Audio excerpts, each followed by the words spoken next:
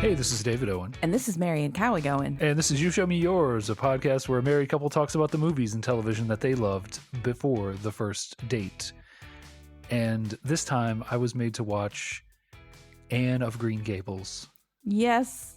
I finally had him watch it. I don't want to say made, because it wasn't forcing. It was just I got him to watch it. I can't believe it took this long. We've been together for 20 years, y'all, and he has not seen this masterpiece. This is usually the part where I make some sort of snarky, like, kind of affectionate joke about the thing that we watched, and I can't even, because I just love this. It's just perfect. And I'm sorry, this is going to be a longer episode because I just have so many things to say. So I adore this movie, a very long movie. It's more like a miniseries. Right. So this may technically be the first time we've ever done TV. We've been saying it in the intro. I don't know if I mean, it's like 3 hours. Sure, but I think it is credited in IMDb as a 2-episode miniseries. Well, okay. Well, that's because it came out in the 80s when they still had miniseries. The miniseries was a thing. Yes. And this was 2 or 3 nights on PBS, which is how I got to watch it. If you've been paying attention, you know that PBS was like the only accepted TV in my household. Mm-hmm. So, okay, so Dave, what did you know about Anne of Green Gables before going into this? Anything at all? Nothing. No. Okay. I mean, you knew it existed. Yeah. Yeah. Yeah, that it was some kind of period piece. Yeah. I thought it was like a Little House on the Prairie kind of. Well, it's not. Thing. That's not far off. What did you know about Anne as a character? Nothing. Oh my gosh! So I have not done a very good job of like conveying my Anne essence to you for the past 20 years. No, not at all. Okay, note to self: for the next 20 years, be more Anne-like. Sure. Okay. Well, so as with a couple of the other movies that we've talked about, there are several versions of this property, similar to Little Women and A Little Princess. There's a couple different versions, and they're all based on a book. And I say several versions because, well, we're going to get to that in a second. But this for women of my age, this is the true Anne adaptation. The original book was written by Lucy Maud Montgomery, published in 1908. It was, I believe, her first novel, and started her on a writing career that spanned, I think, almost 40 years after that. No, 30, 35, something like that. There are a total, I think, of 8 books in the Anne series, and she's got several other characters that have multi-part series and some that are one-offs, and a lot of some of the books sort of nest together so that characters in one book show in another, et cetera, et cetera. And they're all, I believe, set in Prince Edward Island, Canada, which is where she is from. And a lot of her main characters have some element of her own personality in them, which is always, I think, interesting. If an author does that too much, it's just kind of annoying. I think, oh, come on, have some imagination, do something about that. But if it's just a little bit and it's sort of spread out, I think it's interesting to see that. This is the first, like I said, the final book in the series ends with Anne as an adult and her children fighting in World War I, which I know very well because I just wrote a paper about it for one of my classes. Don't get me started on that because that's not what we're talking about. So when we meet Anne, she's 13 in this. I think she's like 11 or 12 in the book, but whatever. She's a tween. She's an orphan, and she's been sort of tossed around maritime Canada.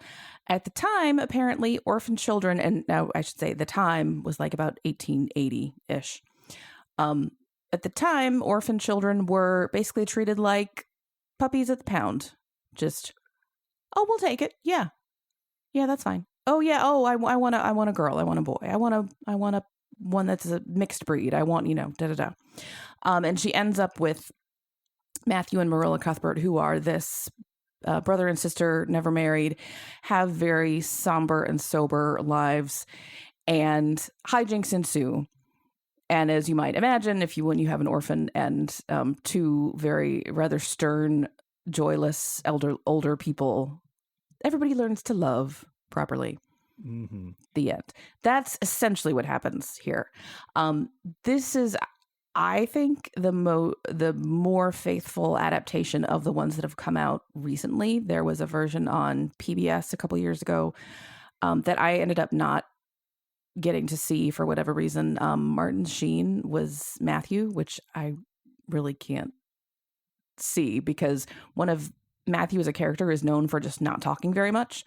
And because my chief exposure to Martin Sheen is The West Wing, I think of him as talking a lot. So I don't see that working, but okay. And then the other one was on Netflix, and it was produced by a woman, I can't remember her name, who worked on Breaking Bad. And so as soon as I heard that, I think, oh, that's going to be interesting and strange.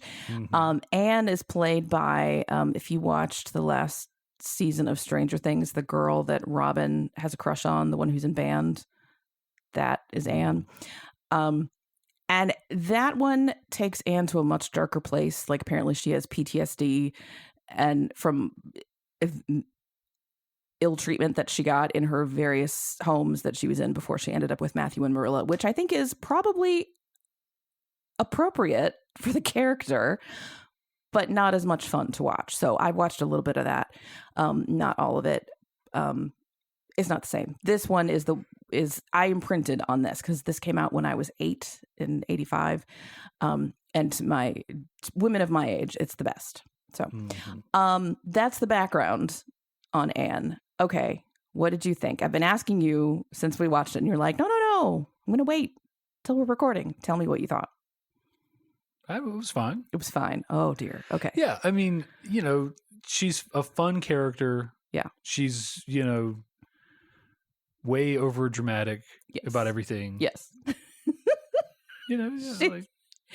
Yeah. I think I've probably seen enough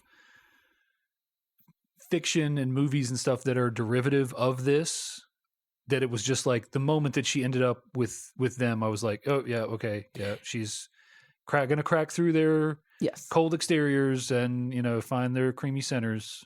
Yeah. Yeah. Well, yeah. Like quirky child cracks, tough exterior and finds, like you said, creamy center inside of Grump. That's not exactly an original premise, but the characters I think here are so well done. And I don't know if it is because I've read the book I've read all the books in the series umpteen times, and I've read this one probably more than a lot of the rest of them. So I can recall in any given scene, I can recall the narration from the book, and it's very faithful. But the narrator often talks about what's going through a character's mind when they're speaking, and the actors manage to convey a lot of that. Like Marilla, who was played by Colleen Dewhurst, who I don't think I've seen her in much other stuff. Her heyday was before I was really paying attention. But the chief thing I know about her is that she was married to George C. Scott. So I think of her as a very long-suffering woman. He does not seem like he would have been fun to be married to. I don't know. But she has a lot of depth to the way that she portrays Marilla. And the narration talks about how Marilla wanted to be stern, but she knew that was not the appropriate thing in this moment. And, you can see her softening, and Dewhurst manages to do that with just her face. Or she's serious when she's talking to Anne about something because Anne's clearly very upset. And then she turns around and you can see her grin. And so, there's that's the creamy center showing. It's so sweetly done. But yeah, watching this as an adult, Anne is overdramatic is not even enough of a word. Yeah. She's read a lot. She has a very big vocabulary. She's very dramatic naturally. She uses big words, and that freaks people out. And she probably enjoys it a little bit and then does that even more. And she, I think, is not socialized very well, so doesn't maybe understand what's appropriate to talk about in this setting versus that setting, et cetera, et cetera, et cetera. And so as an adult, I'm watching this going, oh my gosh, yeah, she's exhausting. I don't know if I could raise a child like this. But as a kid, I read the book to our son, I don't know, 4 or 5 years ago. And I talked a lot about how, Anne has big feelings, but she has to learn to express them and not just blow up. And, you have to say, oh, that was a painful thing that you said. You can't just scream and say, I hate you and run away. And, she's her sort of softening throughout the book and then through the series is a good, I think, role model. It's a little, you got to do some work to get it, but I think she's very relatable, even though she's 100 and plus years old at this point. Yeah. I have read a couple of theories that Anne as a character is very close to what we would consider neurodivergent today. I think specifically symptoms of ADHD. What do you think? Does that ring true to you? Sure. I mean, she's very flighty for sure.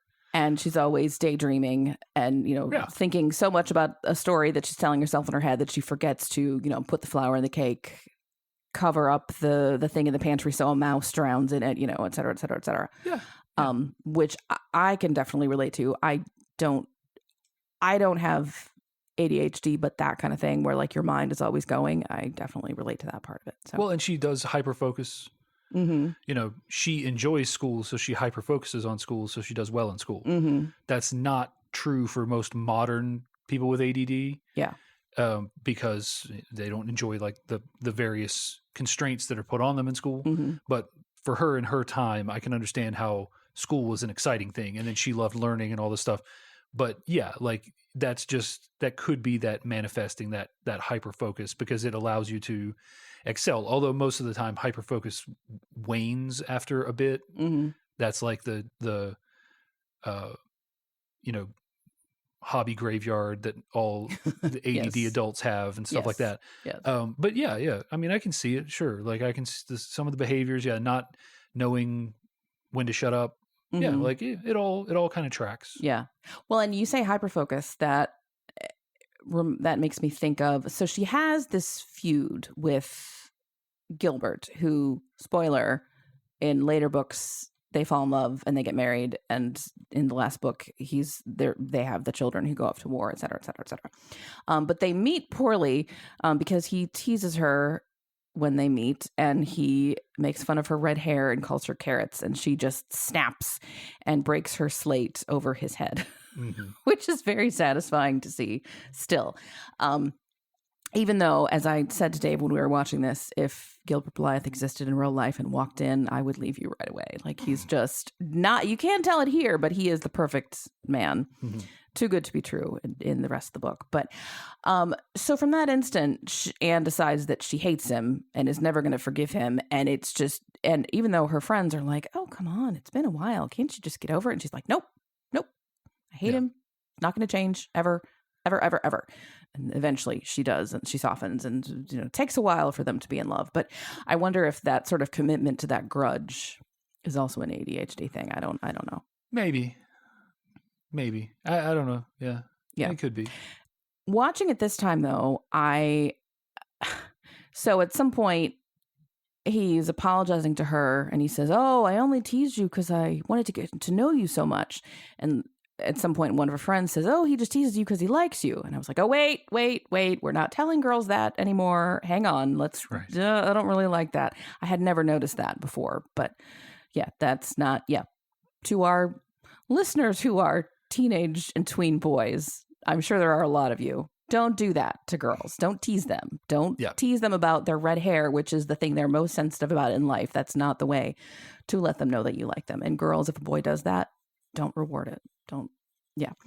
But yeah, Anne's red hair. I always forget that there was a point when red hair was not something to be envied. Yeah. I think at the time, red hair and freckles were, and she says she's skinny too. Mm-hmm. She doesn't look scrawny to me, but thin, whatever that is.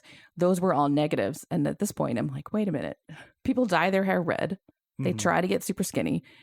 They draw on freckles. Or tattoo on freckles. Yeah. Like it's bizarre. Yeah. Yeah. Yeah. I mean, that's just beauty standards change, all that sort of stuff. Yeah. But that may be why Anne is so beloved, because I think a lot of redheaded girls who, for whatever reason, because perennially there's jokes about people with red hair tempers, and now it's the gingers have no soul, and blah blah blah blah. So I think a lot of redheaded little girls were drawn to Anne because of that. And if you go on Etsy and you search for Anne of Green Gables quote, like she's got a lot of just like quotes from her or lines from the book framed up on various people's walls. This fall, I saw something that made me giggle. So there's a line in one of the books. I don't know if it's this one. She says something along the lines of, "I'm so glad I live in the world where there are Octobers," meaning the temperatures, the air, the changing leaves, whatever. Yeah. And every year on October 1st, Instagram and Facebook are filled with that phrase over a picture of leaves or whatever, which always makes me giggle a little bit, because the weather in October in Prince Edward Island is not the same as the weather in October in North Carolina. Yeah. So I always think, you guys, you should be saying this in like November. Yeah. We're a couple weeks off from this, but anyway. So I saw a tweet this fall that said something along the lines of, "If only there were a way to know what Anne Shirley thought about October." And Right. people are commenting, "Oh no, she loved it." It's like, I know it was a joke. It's just because, it's just there are some times of the year where I call them meme seasons. Like, April 25th has the meme from Drop Dead Gorgeous, whatever, Miss Congeniality, whatever it is, about April 25th being the perfect date. Yeah. And then April 30th has It's Going to Be May, and May the 4th has May the 5th. So now it's October 1st has this, and October 3rd has Mean Girls, and we're having our own fall meme season. Yeah. And after a while, I'm just like, yes, I know, I've seen this already. But Anne gets memed to death a little bit, which I don't mind because it's a good book, but let's come up with something else. So, yeah. Okay. So, can we talk about Matthew? Why? What about him? Because he's perfect. He dies. He does. And I told you I was probably going to cry, and I did. Yes. Yeah. You did. Yeah, I did. Yes. You don't have anything to say about this. Why are you not? I don't know. I don't mean to not have anything to say about it. I just want to let you monologue about your all-time favorite thing. Okay. But yeah, no, I enjoy this movie. It's good. Her as a character, she's endearing in her, manner of speaking and her shenanigans. And I think, the movie itself is interesting. It's well done. All the three main actors are all great. Richard Farnsworth is still Richard Farnsworth in this movie. Yeah. It's all good. But yeah, and then Matthew is very much like my grandfather Kenneth, whom I'm named after, my middle name at least, and just silent and is more likely to just nod and say okay, and is a man of few words, and but also has like a fun side that he only reveals to a select few people. Yeah. Yeah. So yeah, I can relate to the movie. I think it's good. I just don't have that passion for the character. You were not an 8-year-old girl. Right. Well, when you saw this. You've read the book a bunch of times. You've seen this movie several times. It's not unlike me when I'm in one of the movies like The Crow or Raised in Arizona or whatever, where it is just so completely a part of me. So I'm just letting you. Okay. But yes, Matthew he is great. She immediately wins him over. And I think in part because she's so different from him, but also in part because he's like, I can't wait till Marilla gets a load of this, little feisty package. Yeah. Well, I think also Anne lets Matthew be himself. Right. Yeah. So it's established that, he's very shy. The book makes more of this, but he especially doesn't want to talk to women because they just freak him out. And I imagine teenage girls, especially, shrieking and dramatic and, blah, blah, blah, blah, blah. And probably over his life, there have been, oh, Matthew, you ought to do this, you ought to do this, you ought to do this. And he's like, I just want to milk the cow and dig up the grubs in the potato fields and smoke my pipe, and that's it. And please leave me alone. And, but Anne doesn't try to get him to be any different than he is. And they're good for each other because she talks so much and he doesn't talk hardly at all. So they're a good sort of yin and yang combination. But yeah, she doesn't try to change him. Yeah. At all. And because of that, he does change. Yeah. He softens a little bit. Oh, yeah. Yeah. I think that's always how it works. Yeah. Yeah. Like in life too, like the person who is trying to change you the least is the one who changes you the most usually. Yes. Well, and he's the one who sees, and there's a line in here that I don't remember being in the book. Anne wants to go to, it's called a ball, but just a fancy Christmas dance. And Marilla is like, no, you're 13, whatever. That's for grown-ups. You're little. End of discussion. Not happening. And Anne really wants to, and blah, blah, blah. And Matthew is like, listen, you never went to a ball. You shouldn't deprive her of it. No reason for her to be raised as joyless as we were. Right. And I don't think that is explored a lot. You don't get a whole lot about Matthew and Marilla's background. There is an unrelated prequel not written by Montgomery that's purely speculative, but is an interesting take on what their lives might have been like. And that doesn't describe them as joyless, really, but it was they weren't wealthy, and I think in that book, their mother died in childbirth, and, so it was just hard.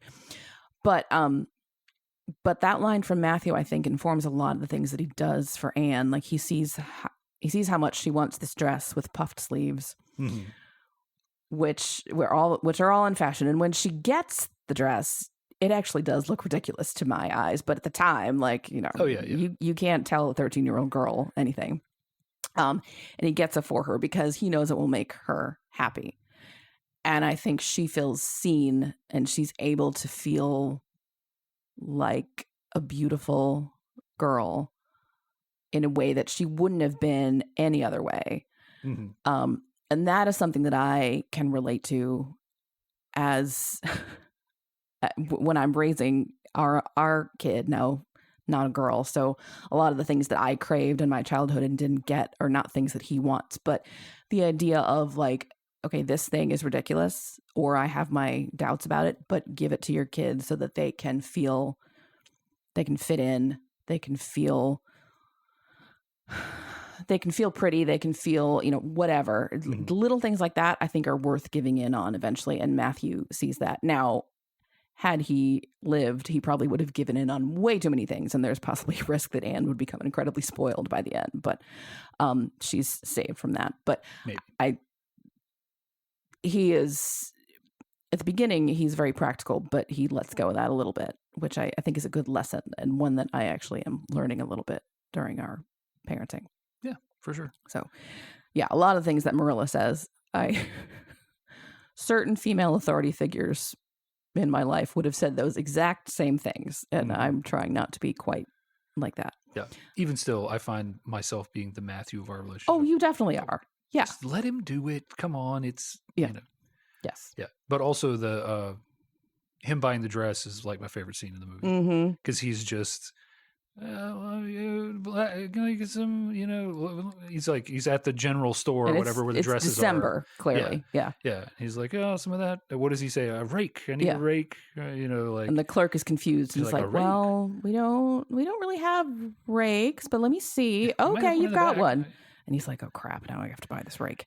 Yeah. And he comes and he looks around. He's like, what else can I get? I mean, it's the equivalent of the teenage boy and now at the store being like, I want a comb and some dental floss and, condoms and this and that. Just like you're trying to avoid talking about the thing that you really want. He looks around for something else to buy and he's like, oh, sugar. Yes, sugar. I need sugar. What kind? Oh, brown, sure, doesn't even know. And Marilla, when Marilla realizes that this was all to get the dress, she just stands in the kitchen and rolls her eyes and goes, 20 pounds of brown sugar. And the way that she says that is hilarious, and I sometimes say that to myself when I'm doling out brown sugar. Mm-hmm. See, doesn't this tell you things about me discussing this movie? Sure. Not illuminating, but just like, oh, that's why she's so weird. Okay. Yes. Mostly. Well, yes. yeah. When in doubt, 20 pounds of brown sugar. It's just the way she does something. It's sugar. Yeah. Well, It's, the actress has like this underbite. Yeah. That is like, that makes her look even more stern throughout the movie. Yeah. Yeah. And I think that factors into her line delivery a lot. Yeah. It's great. Her hair is scraped back 100% of the movie. Very tight bun. I mean, like ballerinas would be envious. And I don't think I've rarely seen her in her street clothes with her hair down. And whenever I do, I'm like, oh my God, that's not Marilla. Well, no, it's not Marilla. That's Colleen. But Colleen Dewhurst, by the way, has my same birthday. Wow. Mm-hmm. I would never guessed you were the same age. Shut up. We're kindred spirits, really. Yes, this is true. That is also a phrase that's gone into the vernacular. I think a lot of people, I don't know if they know they're quoting Anne, but that's a thing. In one of the later books, they develop, they have a neighbor who has a similar concept, except her term for that is the race that knows Joseph. Okay. And like, you can't say that. I'm not sure what it means. Who's Joseph? I don't know. Yeah. But yeah, kindred spirits, much safer. Let's not make that. Let's not make that a thing. Yes. Speaking of later books, so this series is pretty much the first book in the series, and it's fairly faithful. And then there's a part 2, which I'm not going to make you watch. Don't worry. You can if you want to. I'm not going to make you do it. I mean, recreational. Yeah. Although it was very hard to find. Like we'd searched everywhere to find this streaming and nothing was. Then finally I was like, oh my gosh, I bet the library has it. And they did.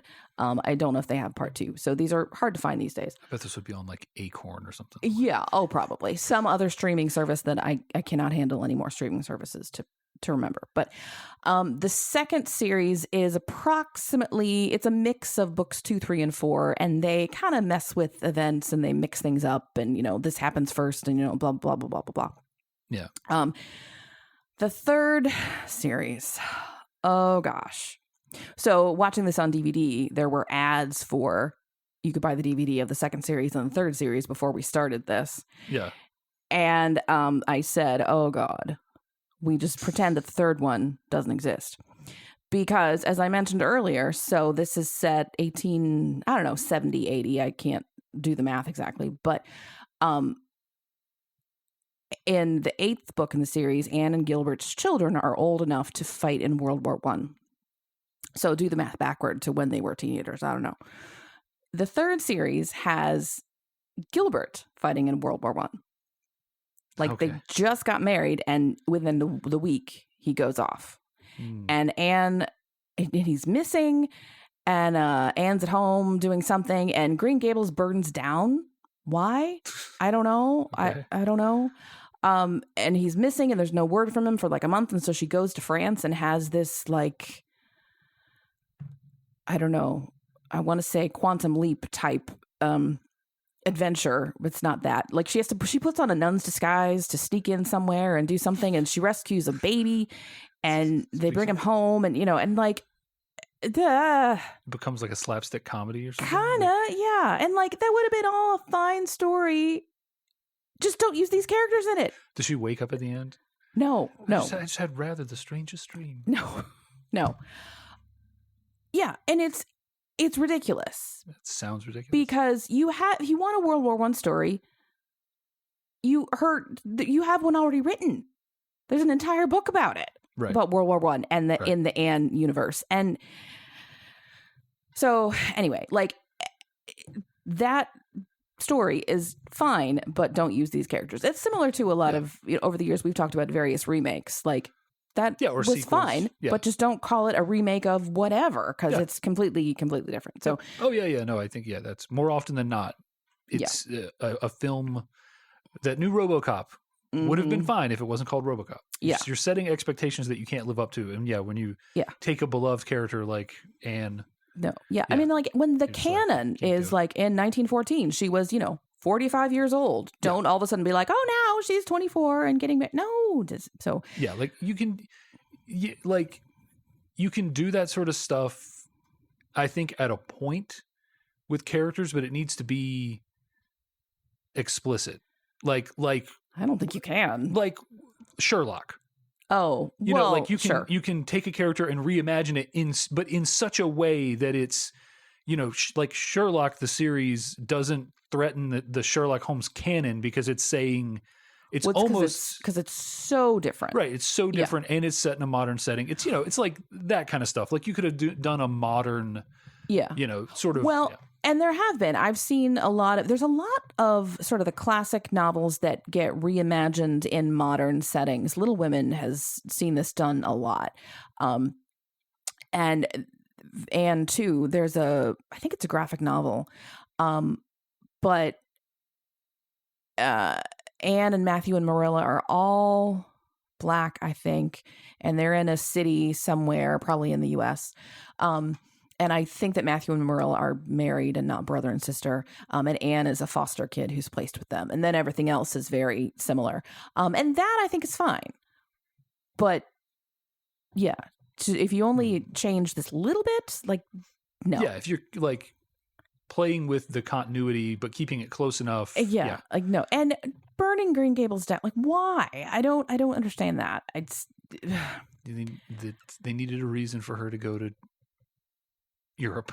Well, I don't have somewhere to live, so I guess I'm going to Europe now. Yeah, I don't know. It's similar to tangent. The last episode of the Little House on the Prairie series. Something, I don't remember exactly why, but they're all being forced to leave Walnut Grove, the town that they've been living in forever. And developers are going to take it over. I don't know what. They decide, if we can't live here, no one can live here. And they blow it up with dynamite. Yeah, I recall that. And apparently that whole thing was done because they were going to tear down the set anyway. And so Michael Landon was like, sure, might as well blow it up. Or like there was probably some spite in there. I don't know. But like external reasons for this stupid plot to happen. I feel like I heard a story about Michael Landon being so tired of it that he didn't want any chance that it would continue, even though they did continue it with a bunch of the rest of the cast members, right? I don't know. There were multiple iterations. I don't know. Like I didn't see any of that when it was on like first run. I only saw it. But anyway. But take that with a grain of salt. That may just be an urban legend. Yeah. But the idea of like this plot is happening only because we have this thing that we need to destroy and get it on film. So I wonder if like the Green Gables exterior was so in such bad shape that somebody's buying this land, or whatever. So we're like, this is our last chance. Okay, let's burn it, and then which is just dumb. Don't do that. But anyway, so we don't talk about the third movie. Yeah, disavow. We really don't. But there have been a lot of other Montgomery books turned into movies and TV shows. There's one which ran for a really long time, which I never really got into. It's called Rhodes Avonlea, and a lot of the characters from this show up in that. Like Mrs. Lind is in there, and I forget who else. A bunch of other people, and then there was a book made of one called Jane of Lantern Hill that Jeremy Irons is in. And then one that I wish they would make a movie of is my absolute favorite. It's called The Blue Castle. It's this woman who is 29 years old and not married in 1920 something, which is, like you're practically dead at that point. Yes. And through a mix-up, she is told, it's very similar to Last Holiday, and we probably talked about this when we talked about that movie. Mm-hmm. Through a mix-up, she's told that she has some fatal condition and she's going to die soon. Sure. So she's like, well, I'm not living my sad life. I'm going to do the things that I want. And she goes and falls in love and this and that. And then guess what? You're going to live after all, and then her husband, if convenient, is like, don't leave. I love you, blah, blah, blah. But the idea of like, I'm 29 and not married and I still have value, like that is a very modern story that is still relevant today, I think. Sure. And I wish that they would make that into a movie. But anyway. Oh, yeah. So lots of other Montgomery properties have been made into TV and movies, many of which are through the same production company as this movie. Kevin Sullivan is his name, and I think he's sort of made his bread and butter on turning all Anne things into into televised drama. Some good, some not so good. The But Taskmaster. yeah. No. The what? The Taskmaster. Okay, there's Sorry, some joke that I'm not getting. Yes, and I will explain it to you Okay. now. When this was coming on, I saw Kevin Sullivan. Kevin Sullivan is a wrestler who was known okay. as the Taskmaster, Okay. who looked a little bit like a chubby blonde Phil Collins with long hair. Okay. And I wouldn't say Weird. chubby. He had like a big beer gut kind of thing for most of his career. Okay. And he just was really into these dark gimmicks where he had the Dungeon of Doom at one point, and they were going to take down Hulkamania. And just when I saw that, I was like, there's a there's a non-zero chance that this could be the same Kevin Sullivan, because he's he's in this creative industry of wrestling and all this stuff. But I looked it up, and it was not the same Kevin Sullivan. That's always sort of a letdown when it's not. Yeah. By the same token, and I'm going to tell you this now because I'll forget if we ever do this movie for real. In the movie Newsies, there's an actor named Trey Parker.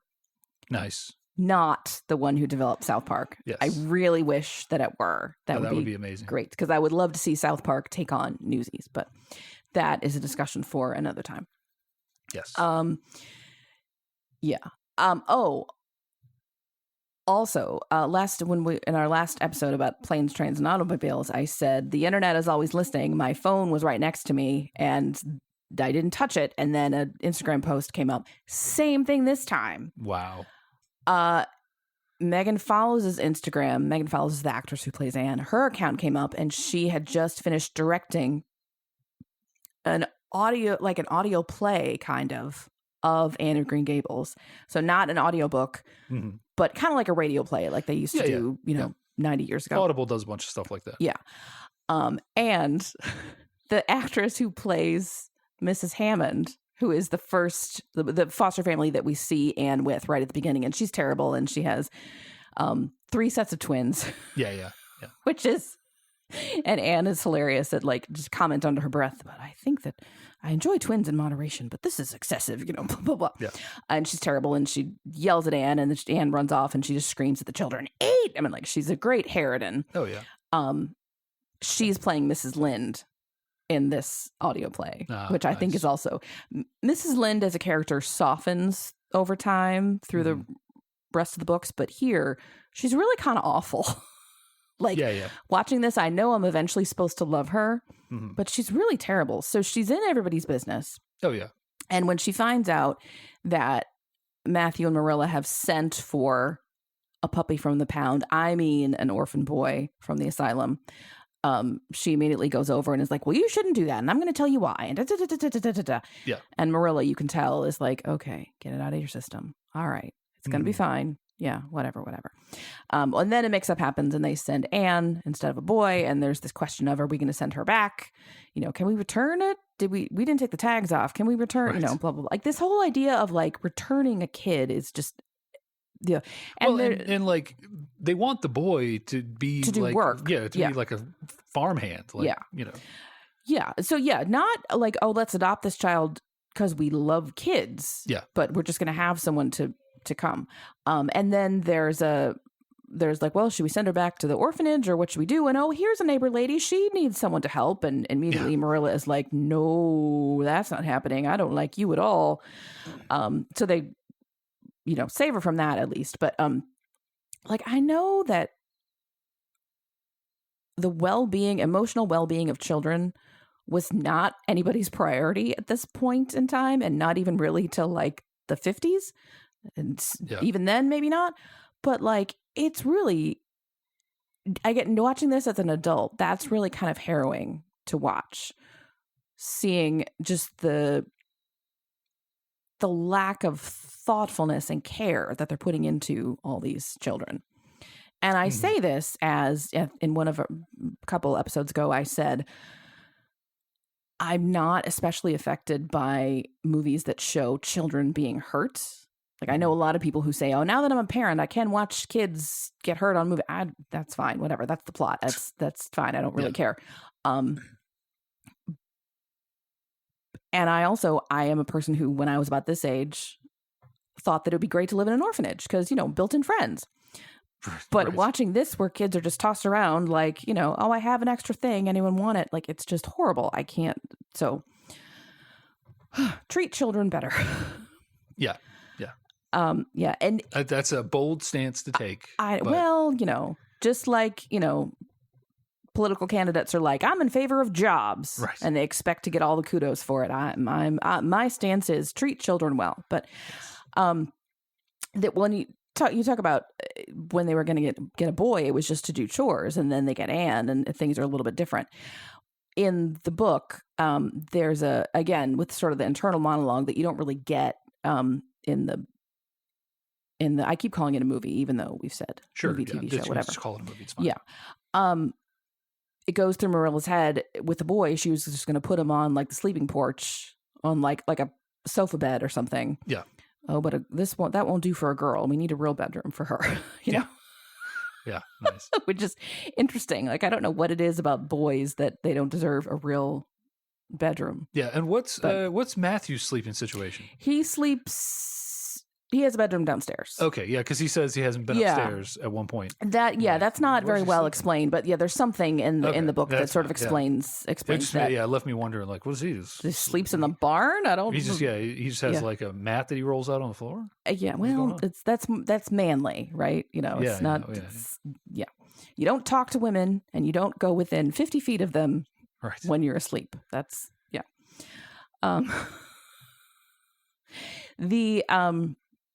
the prequel that I was talking about, which is not, I think, in any way authorized by the Lucy Maud Montgomery estate or, whatever. So don't take it as anything but just a fun what might have been.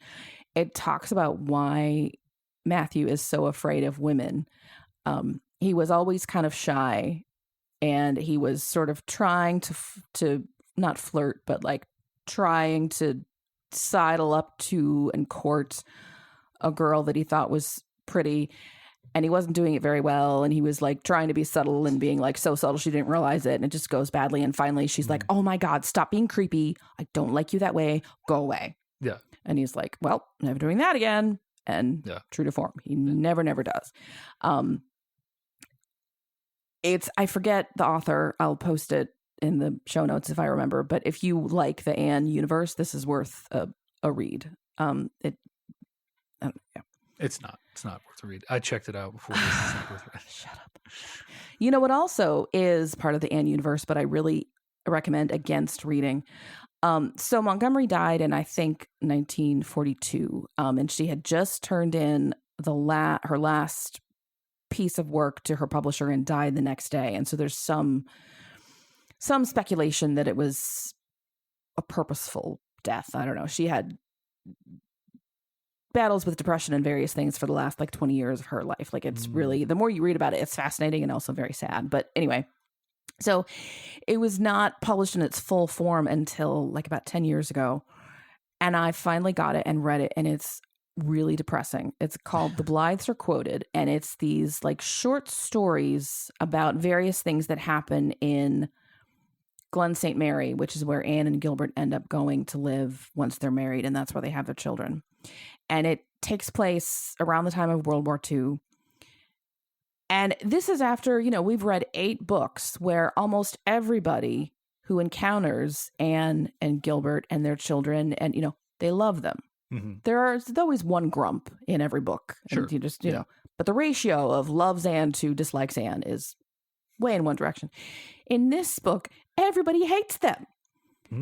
It's like, talking about, the neighbor has this problem, and, there's Anne Blythe, I can't stand her, blah, blah, blah, blah, blah, blah, blah, blah, blah, and it's interspersed with poetry that Anne or one of her children has written, which is all really dark and depressed, and it's just, Montgomery had very strong feelings about war, and so in 1942, everyone is deep into war, and I think her mental health was really struggling, and so she was writing it from a very dark place, so understandably, but I finished it and I was like, oh my God, I just want to bleach my brain. This is not, I don't read Anne of Green Gables for this. If I want this kind of depression, I'll read Faulkner or James Joyce, or I don't know what. I don't like this at all. So, read the unauthorized prequel. Don't read that at all. It's very sad. There are some Anne properties that are worth reading and some that are really not. No. Yeah. And she doesn't have like any official continuation, like how Tolkien had his son. No, or like, the work. Estate said, like a V.C. Andrews kind of thing. No, not that I hope not. No, I don't think so. Although I think because Prince Edward Island knows what's up. And so there's a substantial Anne tourism industry. Sure. Japan apparently loves Anne. A lot of Japanese tourists go to see, like, PEI. Precocious young, redheaded girl. Yes, for some reason the red hair is particularly attractive to them. Hair color is a big deal in Japan because everybody has the same hair color. Yeah. So like people like different hair colors, like dyeing your hair blonde at some point was considered rebellious.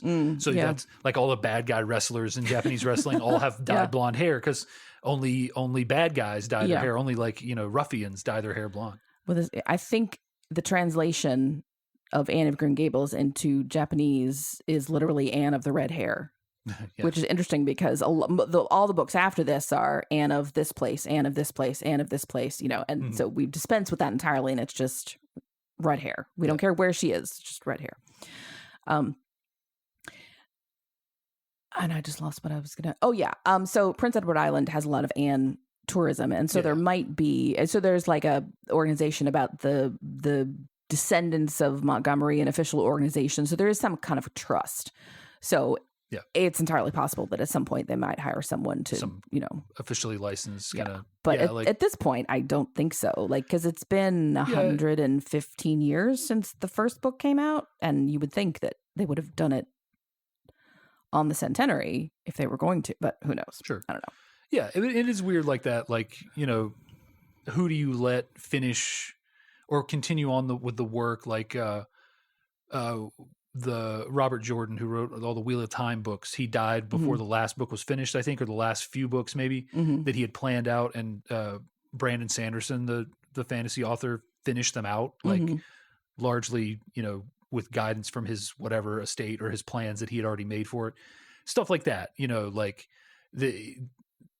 then is it, you finish that, which Anne is obviously finished. Is it then appropriate to like continue and put a cap on it, once you put a cap on it, is it proper to continue? Are you just trying to exploit? Is it a Nora Roberts, VC Andrews kind of thing where it's just a name and there are like people writing different permutations of incest? I mean, that's what VC Andrews is. It's just more, but I'm saying like if it's just that, like, there's all these books are coming, like who's the guy?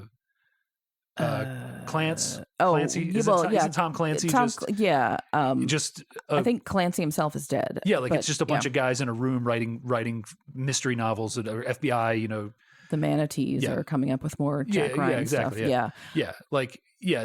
Sometimes that can work, and sometimes that can like cheapen it. Well, in a way. I think it's like you say though, having put a cap on something. Yeah. Then what's the point of continuing it? So so the Anne series ends with,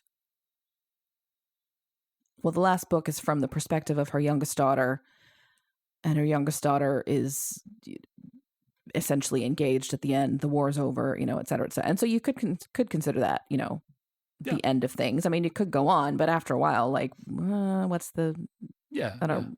Well, and this is like it's one of those things when you have this like beloved franchise and these characters, a lot of times you can get some leeway from the fans by making stuff in the world with some of the characters, but not the big popular ones. Like there's a video game series called Shadow of Mordor, and it is set in the world of Lord of the Rings and involves a couple of the characters that you're familiar with from the movies and stories, but is largely its own thing that's happening like sort of concurrent to some of the movies. So like there's this story and every so often Gandalf walks through and is like, hello, okay, bye. Not to that extent, but like Gollum is in it. But also there is a point in The Lord of the Rings where Gollum is unaccounted for. And this is someone getting to tell the story of like, oh, what was he doing during that time? Oh, this is what he was doing. He found this, ranger, and they had this adventure.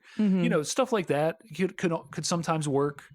where you're allowing some writers who respect the characters and the world to like explore some things in that world, like yeah, getting to sit down and write a story in Middle Earth or in the Disc world of like Terry Pratchett or Wheel of Time or any of that stuff, like that is amazing for someone who has spent their whole life influenced by that. Like, wouldn't it be great? But then, yeah, you probably have to do some arithmetic on like, is this chancing, tarnishing the reputation of the series forever?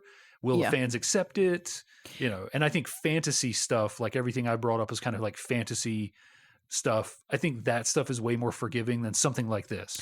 Well, yeah, I think a lot of if a fantasy world like Tolkien's has so much canon established, then it's, not to say it's easy, it's less of a challenge. You don't have to create as many things. Like your raw ingredients are all there. You just put them together and you fill in a little bit. Whereas if you were creating a whole world from scratch, then you have a lot more opportunity to piss people off. And it's not unlike the prequel that you already talked about, that took some liberties but is trying to extend the stories of these characters. Yeah, there were definitely parts of that felt true. There were parts that were not. For example, there's a subplot where young Marilla, like 18 years old, gets involved with the Underground Railroad, which extended into Canada at the time. And you're like, I don't object to that, but that's weird. Yeah.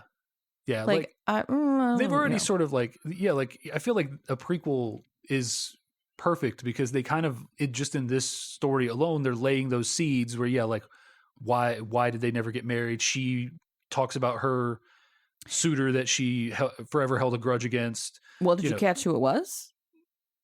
Gilbert's father. Yes, I did. And so like there's echoes that whole, of the Anne and Gilbert situation. There's that whole, like it almost writes itself.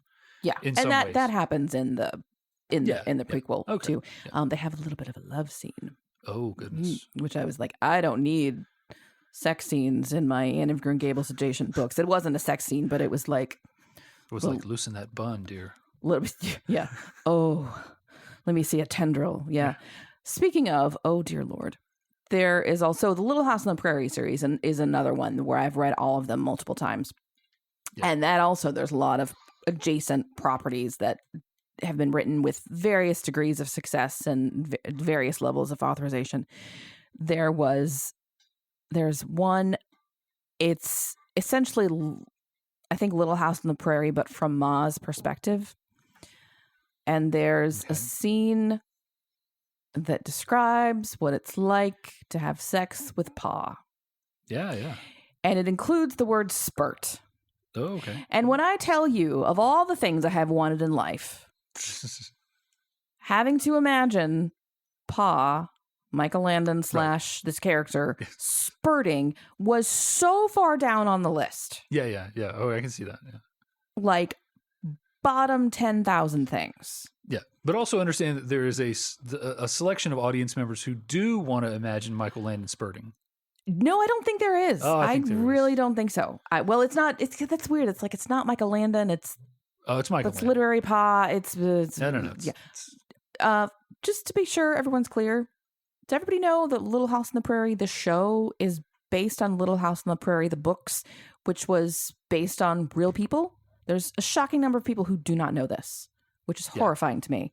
But yeah, all connected, all the same. Even though Little House on the Prairie, the show, stuck to the books for like the first season at most, and then just went way off the rails. Yeah, they were like, "This is a good framework. All right, now there's a robber baron. Let's have them adopt a bunch more children, and let's have a rapist clown come through town. I shit you not, a rapist clown. Yeah, that we're going to talk about that at some point if we can, because they were rampant at the time, apparently. Anyway, back to Anne of Green Gables. Yeah, it's interesting when there are prequels and extended universe and blah blah blah, and I enjoy it as a creative experiment. Sometimes they're good, sometimes they're not good. Sometimes they're like well written but not right for the series, and it's so. Yeah, I don't know. I think this trend is really over, but I feel like Anne of Green Gables was really prime for the like and zombies treatment. Yes. Like That the would've been Abraham great. Lincoln vampire hunter. Like Yes. just let's take a literary or historical figure and Make it a monster movie? Put, Oh, yeah. Put a monster in there. Yeah. Well, especially since her vivid imagination gets her in trouble in a couple of points. Like she talks herself into being afraid of ghosts and believing that this woods are haunted, and then she's stuck in the woods and has to, you know, so like, yeah, that would be actually fantastic. I mean, you could probably write that. She's an exorcist and has to get rid of all the ghosts, and which is great because all the exorcism prayers are super highfalutin with multisyllabic words, and it's right now. Yeah, and Anne of Green Gables has got to be in the public domain, right? At this point, yeah. I think public domain is up to the 20s. I think it's 100 years or maybe 80. Is it 75 years after the author's death? Or because actually I think as we're recording this, I think Mickey Mouse is going into the public domain this week. Wow. Unless they figure out some shenanigans to prevent it. Please, can it not suffer the same fate as Winnie the Pooh? Because that was terrifying. Oh, that's great. No. You didn't even see that. What are you talking about? No, I don't want to. You didn't even see Winnie the Pooh as a horror villain? No, not happening. Yeah. Well, now keep in mind, Anne of Green Gables is Canadian. Oh, yeah. So that made different copyright laws. Maybe. Yeah. Which, and again, it doesn't come up very much in this book, but throughout the series and all of her books, there is a definite undercurrent of Canadians are very different from Americans. Don't mix us up. FYI. We're not the same. Like at one point, it's in a later book, a character is like, I'm going to go to New York and make my fortune. And everybody's like, New York? Why? Stay in Canada. You'll give up yourself. You'll change, blah, blah, blah, blah, blah. And I would love to get a Canadian's perspective on that. Yeah. Because I'm sure if you're Canadian, it's annoying to have people just assume that you're American. Like, well, okay, listen to your accent. You're clearly American. And you want to have something that makes you unique. And when some of the Anne properties, like the graphic novel that I talked about, where I'm pretty sure they're in New York City, like that would be annoying. Like, why did we have to? Yeah, they're doing graphic novels and stuff like that. I imagine it's got to be because that's the kind of thing you would sue someone over if Maybe I don't know. Yeah, maybe not. I mean, because I would think that something like Anne of Green Gables, the rights holders would be very protective of that franchise if they have the ability to even say anything about it. Like Sherlock Holmes, you can't, the Conan Doyles of the world can't do anything about it. It's in the public domain. I don't know how official things. I don't know. I mean, I could go right now and publish a copy of the first Sherlock Holmes book and make money off of it. Why haven't you done that? How do you know that I haven't? Oh, okay. It's your special secret savings account. Yes. I see. How do you think I fund this podcast? Yeah. Well, I think we have thoroughly chewed Anne of Green Gables. Bang the table. Well, I was for emphasis. Jeez. No, we haven't. We haven't? No, I think you have when a movie has a younger main character, it lives or dies by how good that actor is. And Megan Follows is great in this movie. Yes, she is. Everything that she brings to the role, this is that sort of thing of Michael Landon is Pa. I can't imagine anybody you could tell me that her portrayal was completely inaccurate, and it'd be I don't care. Yeah. Then this is, to me, canonically Anne. Yeah, I just feel like we can't not call out her performance. Her line delivery, some of the stuff that Anne has to say is ridiculous. Stupid. Yeah. Yeah, ridiculous and stupid. The whole apology to Mrs. Lind is whoa. And she delivers the lines all, in a way that is endearing, and her whole, that character with the wrong actor or one who isn't as capable, it could totally miss. The idea of this girl that can, win these two curmudgeons over and, bring some joy to their life, and effectively wins over the whole town, the whole island, and by the end, they're all proud of her. Yeah. And when she does her recitation at the party or whatever, and she handles that very well, and it's all believable that she could deliver it with that gravitas, and that's all down to that actress. And Okay, I think it's amazing. Yeah, I at this point, like I said, I've seen this so many times, I just take it for granted. But you're right. That's if you had a really terrible actresses, and the whole thing is sunk. Yeah, I think it is. Yeah, I did. And the fact that like she reprises the role in the next one for sure, right? Yes, and the third one that we don't talk about, but yes. But yeah, like you couldn't have anybody else doing that. Like, no. Yeah, it's just it is one of those things where like you found just the perfect person. Like Daniel Radcliffe is a great Harry Potter, but like 30 other kids could have played Harry Potter as well as he did. Sure. Yeah. So like this is one of those things where like this whole thing lives or dies on her performance. Yeah. And she just nails it. Yeah. So watch this for her performance alone. See, you do like it. Yeah. I said I like it. It's like I said, the only thing that throws me off is that it's a story that I've heard so many other times, and that maybe those tales are derivative of this. Like sometimes that's what happens, right? Like you go and you watch, you go back and you like read Lord of the Rings. Like if our son reads Lord of the Rings next year, he has experienced so much high fantasy that is totally based on the Lord of the Rings that he's going to be like, yeah, they got elves and dwarves and stuff like that. That's just it's not very original. Like, but this was the one that did it first. Like it's easy to lose that.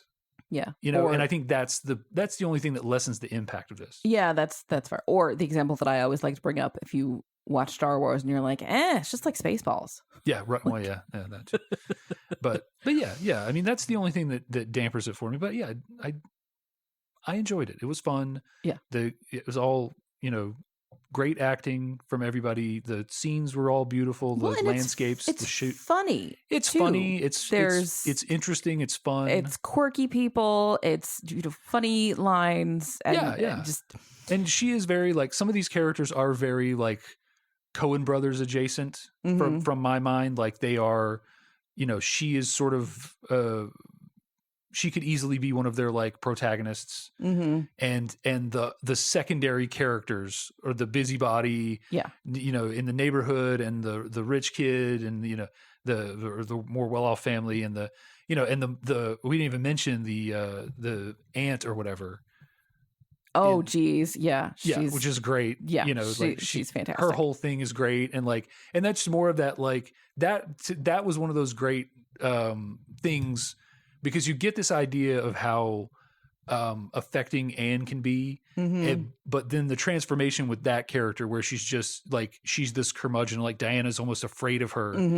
And the moment that Anne just sort of stands up to her and is just like, effectively, we don't know it at the time, but showing her younger self of, like outspoken and independent woman, and taking her under her wing, and the whole interaction with her, like it's very effective. Yeah, this is I'm sorry, we didn't even talk about Diana, but Diana becomes Anne's best friend, and they inadvertently jump on her great aunt while she's sleeping and wake her up, and she looks like she's about 90, but probably she's only like 50, which is in this universe old. And she's all angry, and she's going to take away Diana's music lessons and blah, blah, blah. And Anne basically sweet talks her. And she says something along the lines of, I like people who make me like them. Yeah. Which, because Anne is herself, whereas Diana sort of shrinks back. Yeah. And just is like a very conflict averse. Well, and I feel like Anne gives this like ridiculous apology. She's like, good at ridiculous apologies. Don't punish Diana for, she'll never play at the Philharmonic or whatever. You can't imagine the thrill it would have given me to sleep in a spare bed. Right, me, just an orphan. She really works that orphan thing. Although people talk about it like, oh, well, an orphan, can you, of course, an orphan would never amount to anything. I mean, like, why is this a character flaw? The fact that both of your parents died, I don't understand that. But again, we are talking about where we treat children like puppies at the pound. So, this. Hang on. Was this a Christmas movie? Didn't I say pick a Christmas movie for December? Well, what I said before, it's Christmassy in the way that Little Women is Christmassy, and A Little Princess, and there's a Christmas scene in it. She gets the puffed sleeve dress, and it's Christmassy because it's warm and fuzzy and gives me all the feels and makes me cry. All right, I guess. And there's presents in it. Someone gives a Christmas present. I mean, sure. You were telling me that Lethal Weapon is a Christmas movie. Was I? Last year, the year before. Yeah. Like, if that's a Christmas movie, this is definitely a Christmas movie. Lethal Weapon is a Christmas movie. It's though. not. Martin Riggs is batshit crazy. There's a Christmas tree in it. Oh, well, okay. It is as much of a Christmas movie as Die Hard is. I love how the internet has gone from Die Hard as a Christmas movie being a really edgy take to now it's just like, yeah, whatever, I know. Yeah, and now it's the backlash against Die Hard as a Christmas 1998 movie. called. Yeah. It's specifically the video store I worked at in 1998 where I put Die Hard on the Christmas movie shelf and laughed hilariously about it when people asked about it and did a Kevin Smith-esque Randall the video store employee from Clerks monologue to them. Quite sure you did. About how it's a Christmas movie. Yes. And now, 20 years later, everybody is... Yeah. Every other meme on my feed is, it's not Christmas until Hans Gruber falls from Nakatomi Plaza. Right. Or if you watch Love Actually and then Die Hard, you see Alan Rickman get his comeuppance for hurting Emma Thompson. Okay, I get it. It's similar to the Anne meme about October. Like, okay. Sure. Overdone. I get it. For me, it's this very, I have come full circle. Like, it was ironic when I started, and now I'm to the point where everybody else has stolen this joke from me that I had the first original thought of. 100%. You copyrighted it. No one knew that. I put it in an envelope and mailed it to myself. And I have it postmarked. Right. 1997. And no one can, maybe 1998. I don't remember when I mailed it. Yeah. So... But that's that's neither here nor there. Yeah. But this is your choice for Christmas movie. This is my. I don't have many options left. Go ahead and refuse to watch It's a Wonderful Life. Yes. So never. Go ahead and get to the outro so that I can tell you your punishment, which is my Christmas movie. Oh dear. All right. Well, folks, before you get to hear Dave's punishment for me, whatever that is, that sounds weird. I don't like it when I say it like that. Yeah. Before you hear what he's going to have me watch next time, that's better. We would love to know what you think about Anne of Green Gables, about this version in particular. Have you seen the third one? If so, I'm so sorry. Have you read the other Anne books? If you read the weird one, I'm so sorry. Let us know what you think about any of this stuff, about what's a Christmas movie. Just tell us anything. We're open for whatever. You can reach us in a couple different ways. Our handle is the same for all three. It's YSMY Podcast, YSMY for You Show Me Yours. We're at Twitter and Facebook and also on Gmail. Just FYI, I shut down the Twitter account. Oh, so we're just at Facebook. We're on Threads.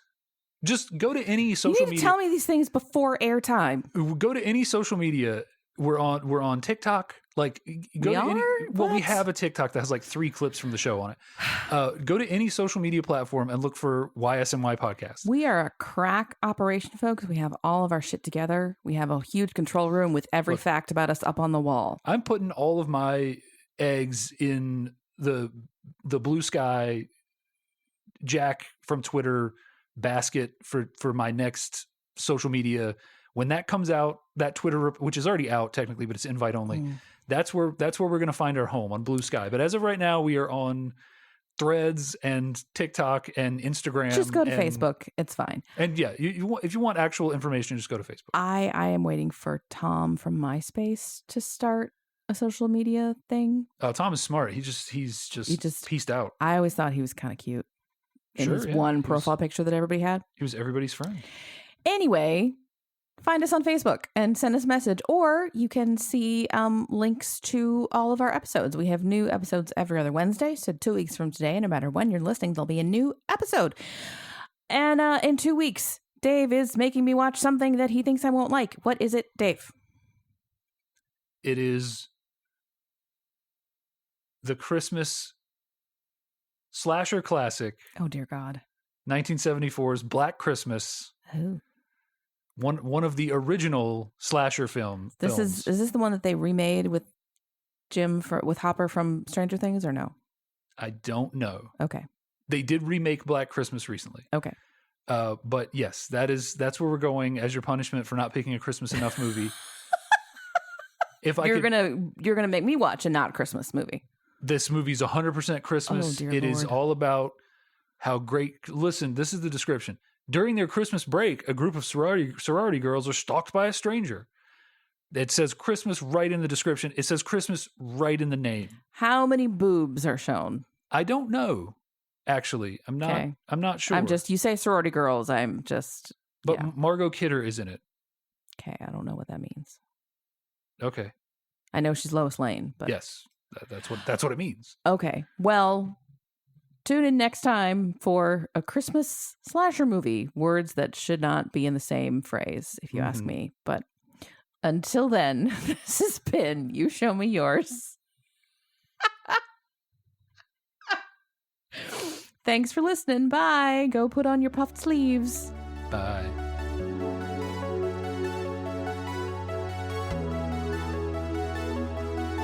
The You Show Me Yours theme song is Uplifting Electronic Indie by Winnie the Moog from filmmusic.io.